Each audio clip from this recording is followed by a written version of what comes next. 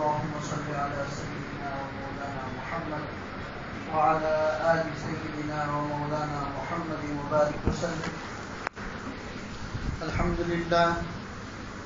لله رب العالمين والصلاة والسلام على سيد الأنبياء والمرسلين وعلى آله وأصحابه وأزواجه وذرياته ومن تبعهم بإحسان إلى يوم الدين. أعوذ بالله من الشيطان الرجيم. بسم الله الرحمن الرحيم. ما يلفظ من قول إلا لديه رقيب عتيد. وقال الله تعالى: أولم نعمركم ما يتذكر فيه من تذكر وجاءكم النذير فذوقوا فما للظالمين من نصير. صدق الله العظيم وصدق رسوله النبي الكريم ونحن على ذلك لمن الشاهدين والشاكرين والحمد لله رب العالمين. میرے محترم دینی بھائیوں، اللہ تبارک و تعالیٰ نے ہم سب کو جو یہ زندگی عطا فرمائی ہے، کل قیامت کے دن ہمیں اس زندگی کا حساب دینا ہے، کیونکہ یہ اللہ کی دی ہوئی امانت ہے اور امانت کو واپس کرنا پڑتا ہے. یہ زندگی ہماری بنائی ہوئی نہیں ہے، اسی لیے خودکشی کرنے کو حرام کہا. چاہے آپ پر کتنے بھی حالات آ جائیں، آپ خودکشی نہیں کر سکتے. کیوں؟ زندگی آپ کی ہے ہی نہیں، تو آپ اس کو ختم کیسے کریں گے؟ یہ اللہ کی دی ہوئی امانت ہے اور کل قیامت کے دن اس امانت کا حساب دینا. اور اللہ نے جو زندگی دی، بلوغ کے بعد، بلاغت کے بعد سے لے کر موت تک آپ کیسی زندگی گزارتے ہیں، اس کی ایک ایک گھڑی کا اللہ کے وہاں حساب دینا. پھر یہ کہ اللہ نے کرامن کاتبین نام کے 2 فرشتے ہمارے کندھوں پر مقرر کر رکھے ہیں، جو ہماری اچھائیاں اور برائیوں کو لکھتے ہیں، اچھائیوں اور برائیوں کا حساب رکھتے ہیں. قرآن کریم کی جو آیت میں نے ابھی آپ کے سامنے تلاوت کی، جس میں اللہ ارشاد فرماتے ہیں: ما يلفظ من قول الا لديه رقيب عتيد. ما يلفظ من قول، آپ جو بھی بات اپنے منہ سے نکالتے ہیں، یا اللہ کی دی ہوئی زندگی اور اس کی گھڑیوں کو جہاں کہیں پر خرچ کرتے ہیں، الا لديه رقيب عتيد، اللہ کا سخت نگرانی کرنے والا فرشتہ متعین، اللہ کا متعین کردہ وہ فرشتہ آپ کی تمام اچھائیوں اور برائیوں کا حساب رکھتا ہے. اور یہی موقع ہے، دنیا امتحان گاہ ہے، دارالامتحان ہے. یہ اللہ نے جو زندگی دے کر ہمیں اس دنیا کے اندر بھیجا ہے، اسی لیے بھیجا ہے. اور اللہ نے دونوں مادے رکھے ہمارے جسم میں، اچھائی کا مادہ اور برائی کا مادہ، تاکہ کوئی یہ نہیں کہہ سکتا کہ اللہ تعالیٰ میں تو برائی کرنا نہیں چاہتا تھا لیکن کیا کروں. کیونکہ اللہ نے دونوں مادے رکھے ہیں، اچھائی بھی رکھی ہے، برائی بھی رکھی ہے. اور کل قیامت کے دن اسی کا حساب دینا ہے. ما یلفظ من قول الا لدیہ رقیب عتید. قرآن کریم کے 36ویں پارے کی سورۃ القاف کی آیت. اللہ فرماتے جو بھی بات آپ منہ سے نکالتے ہو اس کا حساب دینا ہے. کسی کو گالی بول کے نکل گئے، سوچا بھی نہیں کہ تمہارے گالی بولنے کی وجہ سے اس کے دل پر کیا اثر ہو. کسی کو کچھ جملے، کڑوے جملے بول کے نکل گئے، خراب بات بول کے نکل گئے، پتہ بھی نہیں چلا کہ اس کے جسم پر، اس کے دل پر آپ کی ان جملوں کی وجہ سے کیا گزری. اللہ تو یہاں یہ فرماتے ہیں: ما یلفظ من قول الا لدیہ رقیب عتید. ارے ایک لفظ بھی تم اپنے منہ سے نکالتے ہو، اس کے اوپر بھی فرشتہ متعین ہے، وہ لکھتا ہے اچھا نکالا یا برا نکالا. اس کا کل قیامت کے دن حساب دینا ہے. اور جب برائیوں کا پلڑا بھاری ہو گیا تو بغیر اس کی سزا کاٹے جنت کا داخلہ ممکن نہیں ہے. جہنم میں جانا ہے اور اپنے کیے کرتوت کا حساب چکانا ہے. اسی کو بھی 22ویں پارے سورۃ الفاتر میں اللہ ارشاد فرماتے: وَهُمْ يَسْتَرِخُونَ فِيهَا جب ان کو جہنم میں ڈالا جائے گا تو یہ چیخیں گے، چلائیں گے، وَهُمْ يَصْطَرِخُونَ فِيهَا، اور کہیں گے اللہ ایک مہلت اور دے دیجئے، نکال دیجئے یہاں سے باہر، ہم ایسے اعمال کریں گے جس سے آپ راضی ہوں گے، جتنے برے اعمال کیے ہیں ان کو چھوڑ دیں گے، آئندہ ایسے برے اعمال کوئی نہیں کریں گے، ہمیں اس جہنم سے باہر نکال دیجئے، چلائیں گے۔ قرآن فرماتا ہے وَهُمْ يَصْطَرِخُونَ فِيهَا، چلا چلا کر اللہ سے بیان کریں گے کہ ہم کو نکال دیجئے۔ تب اللہ کی طرف سے کیا جواب ملے گا؟ اللہ کی طرف سے جواب ملے گا اولم نعمرکم ما یتذکر فیہ من تذکر، کیا ہم نے تم کو دنیا میں عمر نہیں دی تھی، زندگی نہیں دی تھی تاکہ تمہیں نصیحت حاصل کرو؟ اتنا ہی نہیں، وجاءکم النذیر، تمہارے پاس ڈرانے والا بھی آیا تھا، تمہارے پاس ڈرانے والا بھی آیا تھا، تمہیں بتاتا تھا کہ بھی یہ غلط ہے، یہ مت کرو، یہ اچھا ہے، یہ صراط مستقیم ہے، اس پر چلو، یہ غلط راستہ ہے، اس کو مت اپناؤ۔ وجاءکم النذیر، تمہارے پاس ڈرانے والا آیا تھا، تمہیں عمر بھی دی تھی، زندگی بھی دی تھی، اور صحیح عقل بھی دی تھی، جس صحیح عقل کے ذریعے تم فیصلہ کر سکتے تھے کہ کیا چیز تمہارے لیے اچھی ہے اور کون سی چیز تمہارے لیے بری ہے، لیکن تم تو نہیں مانے، زندگی کے نشے میں مست تھے۔ فذوقوا، چکھو، اللہ فرمائے گا فذوقوا فما للظالمین من نصیر، تم جیسے ظالمین کے لیے کوئی مددگار نہیں۔ اللہ اس طرح کے حالات ہمارے ساتھ پیدا نہ کرے میرے بھائی، ہم تو قدم قدم پر اس کی رحمتوں کے محتاج ہیں، ہم تو قدم قدم پر اس کی شفقتوں کے محتاج ہیں، اگر اس کا رحم اور کرم نہیں ہوا تو ہمارے پاس کوئی ایسی عبادت نہیں ہے جو اس کے دربار میں پیش کر سکے۔ جانچو، کبھی پرکھو اپنی عبادت کو کہ نماز پڑھتے ہیں تو کیسی پڑھتے ہیں، کبھی اپنی گریبان میں منہ ڈال کر اپنی ذات کو کبھی پرکھو۔ ہم دنیا کو بہت جج کرتے ہیں، ہم لوگوں کے بارے میں بہت فیصلہ کرتے ہیں، یہ برا آدمی ہے، یہ سنتیں نہیں پڑھتا، یہ وہ نہیں کرتا، یہ حلال حرام کی تمیز نہیں کرتا، یہ وہ کرتا ہے، یہ وہ کرتا ہے۔ دنیا کو ججنے کی عادت ہمارے اندر بہت ہے، کبھی اپنے آپ کو جج کیا؟ جس دن اپنے آپ کو جج کرنا شروع کر دیں گے نا، دنیا کے تمام لوگ اچھے نظر آنا شروع ہو جائیں گے۔ ہماری بیماری یہی ہے کہ ہم نے اپنے آپ کو جج کرنا بند کر دیا۔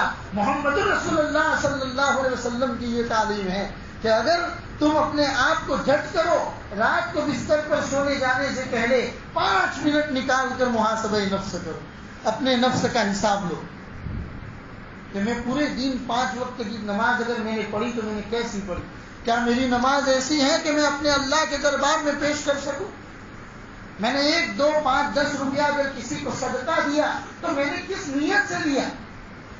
کیا لوگوں میں میری واہ واہ ہو کہ یہ لوگوں میں بہت صدقہ کرتا ہے؟ اپنے نفس کو جج کرو میرے بھائیوں، لوگوں کو جج کرنا بند کرو۔ میں صدقہ کرتا ہوں تو کس نیت کے ساتھ کرتا ہوں، میں روزہ رکھتا ہوں تو کس نیت کے ساتھ رکھتا ہوں، میں کچھ نفلیں پڑھتا ہوں تو کس نیت کے ساتھ پڑھتا ہوں، میں تلاوت قرآن کرتا ہوں تو کس نیت کے ساتھ کرتا ہوں، اللہ مجھے جو بھی عبادت کی توفیق دیتا ہے تو میں کس نیت کے ساتھ وہ عبادت کرتا ہوں، یہ اپنے آپ کو جج کرو۔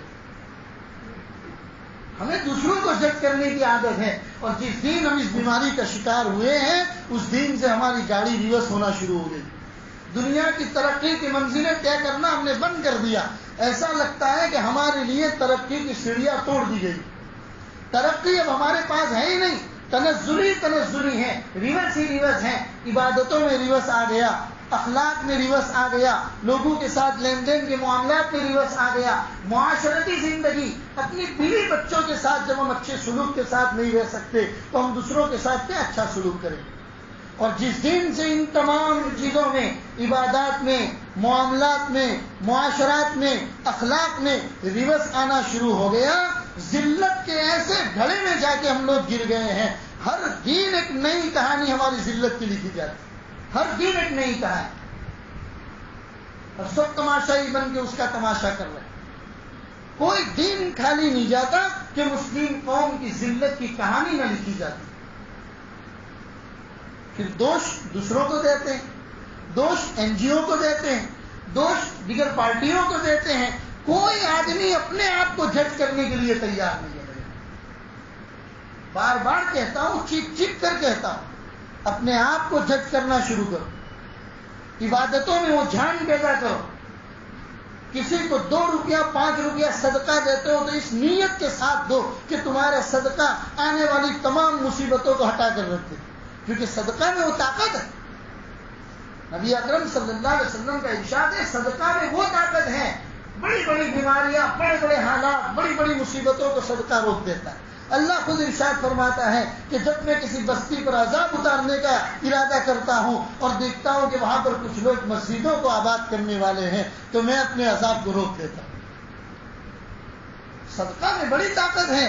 صدقہ کرتے ہیں تو نیت کیا ہے؟ اپنی نیت کو ٹٹولو میرے بھائی, اس لیے کہ یہی زندگی ہے.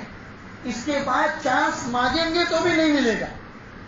میں نے قرآن کریم کی آیت آپ کو پڑھ کر سنائی 22ویں پارے کی سورۃ الفاتر کی, جس میں اللہ فرماتے چانس نہیں ملے گا.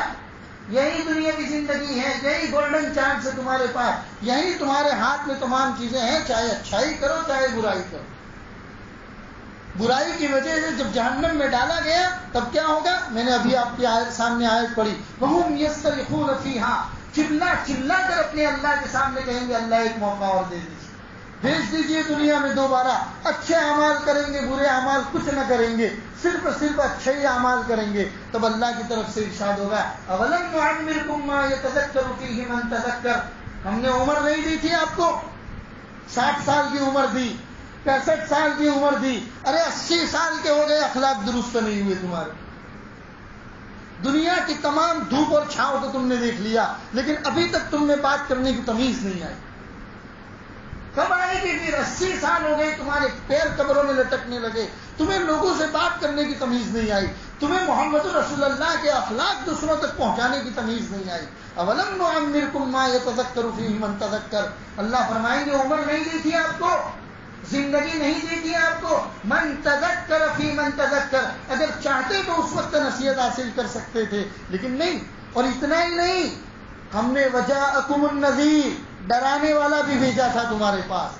ایک نہیں, 1,24,000 انبیاء کا سلسلہ چلایا تھا تمہارے پاس. یہ نبی اپنے تمام کام کاج کو چھوڑ کے تمہیں آ کے سمجھاتے تھے کہ یہ غلط ہے, یہ صحیح ہے, صحیح پر عمل کرو اور غلط کو چھوڑو. اور نبی کی دنیا سے پردہ فرما جانے کے بعد نبی کے کام کو لے کر لوگ آگے بڑھے, اور تمام مسلمان کو یہ ذمہ داری یاد دلائی گئے, مسلمانوں تمہاری ذمہ داری ہے, جو کام محمد رسول اللہ چھوڑ کے گئے ہیں تم میں سے ہر آدمی کی یہ ذمہ داری ہے کہ دوسروں کو وہ کام پہنچائے. کرو نا, اچھائی کا حکم کرو, برائی سے روکو. نہیں, ہم تو یہ چاہتے ہیں کہ دوسرے کے پھٹے میں اپنا پیر کیوں ڈالے, اس کی لڑائی ہم کیوں بولیں, وہ غلط کرتا ہے تو بھٹے کا ہم کیوں بولیں. یہی بیماری ہے. اسی تماشائی کی وجہ سے مسلمان دن بدن ریورس ہونا شروع ہو گئے, کیونکہ محمد رسول اللہ نے تو ایسا نہیں کہا تھا. رسول اکرم صلی اللہ علیہ وسلم نے تو حجۃ الوداع کے موقع پر تمام امت کو نصیحت کرتے ہوئے فرمایا تھا ترکت فیکم الامرین, تمہارے اندر 2 چیزیں چھوڑ کر جاتا ہوں, قرآن اور میری سنت. اس کو لازمی طور پر پکڑ کر رکھنا, لوگوں کو بھلائی کا حکم دینا, برائی سے روکنا, نماز کو قائم کرنا, غلاموں کے اوپر ظلم مت کرنا. یہ کچھ نصیحت کی باتیں تھی جو رسول پاک صلی اللہ علیہ وسلم نے حجۃ الوداع کے موقع پر ایک بڑے مجمع کے سامنے ارشاد فرمائی تھی, اور فرمایا تھا محمد رسول اللہ دنیا سے پردہ فرما دیں گے, محمدی مشن یہ کبھی ختم نہیں ہوگا, محمدی مشن تو قیامت کی صبح تک باقی رہے گا. اس محمدی مشن کو میں نے اور آپ نے کتنا آگے چلایا, ہم نے کتنا آگے چلایا. ہم 5 وقت کی نماز پڑھ لی, بس اپنے آپ کو اللہ والا سمجھ لی. اسی لیے میں نے ایک مضمون لکھا تھا جس میں لکھا تھا کہ آپ وضو تو کرتے ہو لیکن اسراف بہت کرتے ہو. آپ وضو تو کرتے ہو لیکن اسراف بہت کرتے ہو. آپ تہجد تو پڑھتے ہو لیکن اپنے بھائی سے بات چیت تمہاری بند ہے, بول چال اپنے بھائی سے تمہاری بند ہے. صدقہ تو کرتے ہو لیکن احسان بہت جتاتے ہو. اپنی عبادتیں ایسی تھیلی میں جمائی کیوں کرتے ہو جو تھیلی ہر طرف سے پھٹی ہوئی. اپنی عبادتوں کے ایسی تھیلی میں جمائی کیوں کرتے ہو جو تھیلی پھٹی ہوئی ہے. پہلے تھیلی کو تیار کرو, پہلے تھیلی ایسی تیار کرو کہ اس میں عبادتیں ڈالو تو عبادتیں محفوظ رہے. جس تھیلی میں ہر جگہ سوراخ ہو جہاں سے تمہاری عبادتیں باہر نکل جائے, ایسی عبادتوں کا کیا کام میرے بھائی, کل قیامت کے دن یہ عبادتیں ہی تمہارے کام نہ. اسی لیے اللہ کی دی ہوئی یہ زندگی امانت ہے, امانت ہے میرے بھائیوں. ما یلفظ من قول الا لدیہ رقیب عتید. اللہ فرماتے ایک لفظ بھی اپنے منہ سے نکالتے ہو تو فرشتے اس کو لکھتے ہیں، اچھا نکالا یا برا نکالا. تمہارے نکالے ہوئے اس لفظ سے دنیا میں لوگوں کو کتنا فائدہ ہوا، تمہاری منہ سے نکلی ہوئی ان باتوں سے دنیا میں لوگوں کا کتنا نقصان ہوا، تمام چیزیں اللہ کے فرشتے کرام کاتبین لکھتے ہیں اور کل قیامت کے دن اس کا حساب دیں گے. نبی اکرم صلی اللہ علیہ وسلم کی ایک حدیث ہے ترمذی شریف میں، اللہ کے رسول صلی اللہ علیہ وسلم نے فرمایا لا تزول قدم عبد یوم القیامہ، کہ بندے کے پیر قیامت کے دن اس کی جگہ سے اس وقت تک نہیں ہٹیں گے جب تک کہ اللہ تبارک و تعالیٰ اس سے کچھ چیزوں کے سوال نہ کرے، اور ان سوال کا جواب اللہ تعالیٰ کو جب تک نہ دے دو تب تک تم اپنی جگہ سے پیر نہیں ہٹا سکتے. اللہ پہلا سوال کریں گا حتی یسأل عن عمرہ فیما افناہ، پہلا سوال اللہ کا ہوگا ہم نے آپ کو عمر عطا کی تھی، زندگی عطا کی تھی، تم نے اس کو کہاں فنا کیا؟ جو زندگی آپ کو دی تھی اس زندگی کو خرچ کہاں پر کیا تم نے؟ کل قیامت کے دن اس کا حساب دینا ہے. دوسرا وَأَنْ عِلْمِهِ فِيمَا فَعَلَ، دوسرا سوال تمہارے نالج کے بارے میں ہوگا. تمہیں اللہ نے دین کا نالج دیا تھا تو خالی دین کا نالج دوسروں پر دکھانے کے لیے تھا یا اس دین کے نالج پر تم نے عمل بھی کیا یا نہیں کیا؟ جو علم، جو بھی جانکاری تمہارے پاس اپنے دین کو لے کر، دین محمدی کو لے کر، قرآن کو لے کر جو بھی جانکاری تمہارے پاس ہے، جانکاری ہو جانا بڑی بات نہیں ہے میرے. جانکاری تو ابلیس کے پاس بھی بہت تھی، اس کی جانکاری نے اس کو کیا فائدہ دیا؟ ارے اس کی جانکاری نے اس کو جنت سے باہر نکلوایا. اللہ نے کہا کہ آدم کو سجدہ کرو، اس نے کہا میں سجدہ نہیں کروں گا. آدم کو آپ نے مٹی سے پیدا کیا ہے، مجھے آگ سے پیدا کیا ہے. مٹی نیچے جاتی ہے، آگ اوپر جاتی ہے، میرا اسٹیٹس اوپر رہنے کا ہے، مٹی کا اسٹیٹس نیچے رہنے کا ہے، میں نیچے والے کو سجدہ نہیں کر سکتا. اللہ نے ابلیس کو جنت سے باہر نکال دیا. حالانکہ علم کتنا تھا، فرشتوں کو پڑھایا کرتا تھا، اتنا علم تھا. کوئی جگہ روئے زمین پر ایسی نہیں تھی جہاں پر اس نے اللہ کو سجدہ نہ کیا. لیکن کیا ہوا، اس کے نالج نے اس کو جنت سے باہر نکال دیا.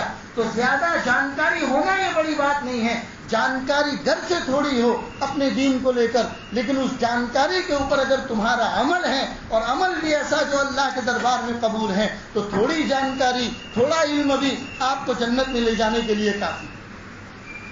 اسی لیے میرے بھائیوں، اللہ کی دی ہوئی یہ زندگی بہت بڑی امانت ہے. اس امانت کو اللہ کی دی ہوئی امانت کو حفاظت کے ساتھ رکھو، کیونکہ کل قیامت کے دن اسی کا حساب دینا. زندگی کو پرکھنے کی عادت ڈالو. غفلت کی زندگی اتنی زیادہ ہم گزارتے ہیں. میں بار بار کہا کرتا ہوں کہ وقت کی بربادی جتنا مسلمان کرتا ہے اتنا کوئی اور نہیں کرتا. حالانکہ مسلمان کون سی قوم ہے؟ مسلمان وہ قوم ہے کہ جس کو قدم قدم پر اللہ نے وقت کی اہمیت کا سبق دیا. افطاری کے موقع پر اللہ نے فرمایا جب وقت ہو تبھی افطاری کرو گے. اگر 1 منٹ پہلے بھی اگر تم نے افطاری کر دی پورے دین کا رکھا ہوا روزہ بیکار ہو جائے. یہ وقت کی اہمیت کو بتاتا ہے. نماز، 5 وقت کی نماز، اللہ نے ان کے اوقات متعین کر دیے. فرمایا کہ نماز پڑھنا عبادت ہے، لیکن جب سورج نکلے گا آپ نماز نہیں پڑھو گے. سورج جب بیچ میں آئے گا آپ نماز نہیں پڑھو گے. سورج جب غروب ہوگا آپ نماز نہیں پڑھو گے. وقت کی اہمیت، اللہ نے اس مسلم قوم کو وقت کی اہمیت بتائی، اور یہی قوم سب سے زیادہ وقت کی بربادی کرتی.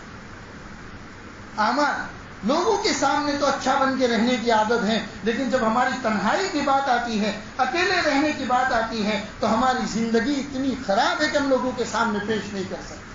میں اس کو بار بار کہا کرتا ہوں کہ میرے بھائیوں، مان لو تھوڑی دیر کے لیے آپ کی اپنی پرسنل لائف کے اوپر اگر کوئی ڈاکیومنٹری فلم بنائی جائے، آپ کی پرسنل لائف کے اوپر اگر کوئی فلم بنائی جائے تو کیا وہ فلم آپ اپنے گھر والوں کے ساتھ بیٹھ کر دیکھنا پسند کریں گے؟ ہر آدمی سوچے اپنے بارے میں.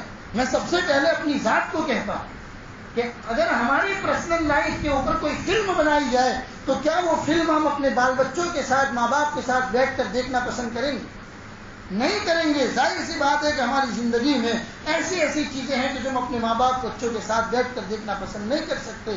تو آپ کی زندگی یہ گویا کہ ایک پروڈکشن ہاؤس ہے. یہ پروڈکشن ہاؤس میں اپنی فلم ایک ایسی تیار کیجئے کیونکہ کل قیامت کے دن یہ فلم اللہ سب کے سامنے دکھانے والے.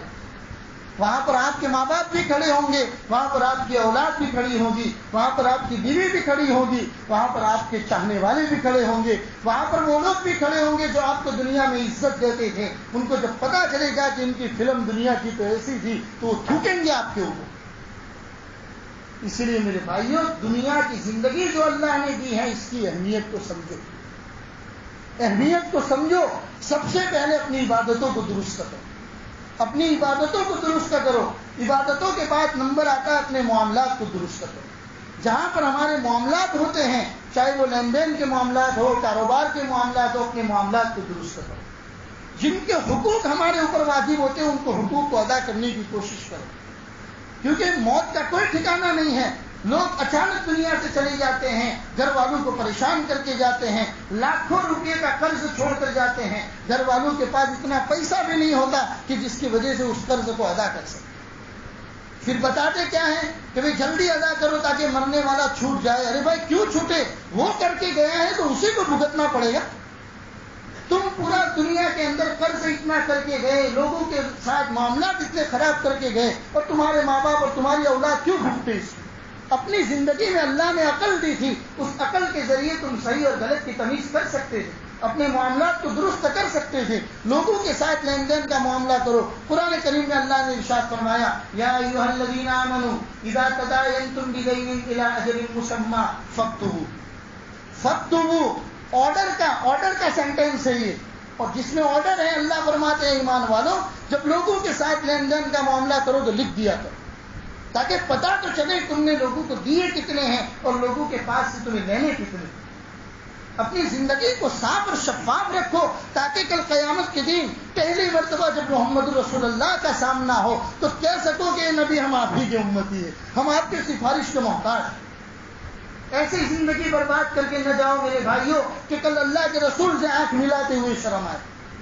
جب اللہ کے رسول کے پاس جام کوثر پینے کے لیے پہنچو تو اللہ کے رسول تمہیں ہٹا دے یہ کہہ کر کہ چلے جاؤ، تم میری امت میں سے نہیں ہو سکتے کیونکہ تم کو تو میرے طریقے ہی پسند نہیں. اپنی زندگی کو صاف اور شفاف رکھو. زندگی کے کچھ اصول ہیں ان کے اوپر عمل کرنے کی عادت ڈالو میرے بھائیوں. مثلا جمعہ کے دن جب جمعہ کی اذان ہو جائے تو اس وقت اپنے تمام کاروباری معاملات کو چھوڑ.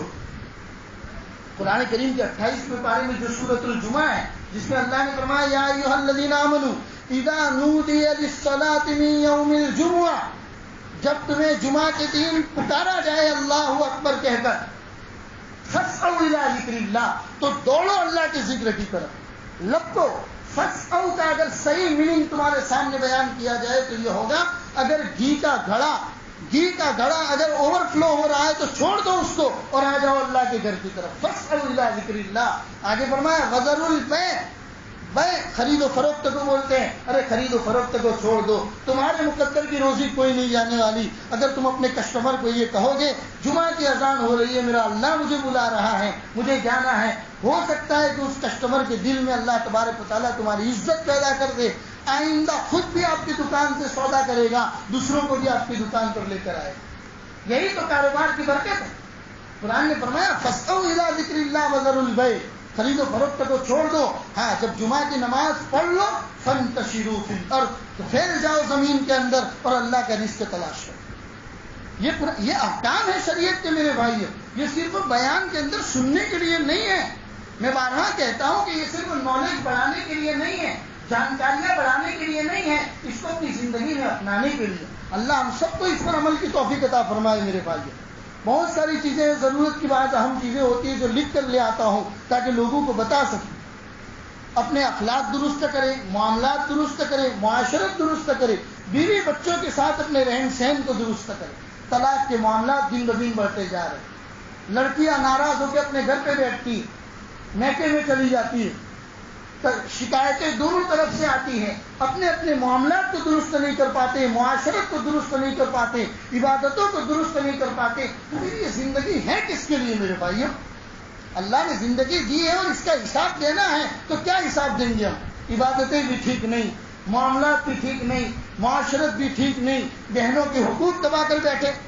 شادی بیاہ کے موقع پر व्यवहार के नाम पे कुछ पैसे दे दिए जाते हैं। अरे तुम्हारे वालिद जो तुम्हारा माल और प्रॉपर्टी छोड़ के गए हैं, उन प्रॉपर्टी में जितना तुम्हारा हक है, वहां पर कुरान और शरीयत के मुताबिक तुम्हारे बहनों का भी हक है। उलमाए किराम और मुफ्तियान किराम से मालूम करो कि हमारे वालिद और हमारे पुरखों की छोड़ी हुई प्रॉपर्टियों में हमारी बहनों का, हमारी बेटियों का क्या हक है, उनके हुकूक को अदा करो।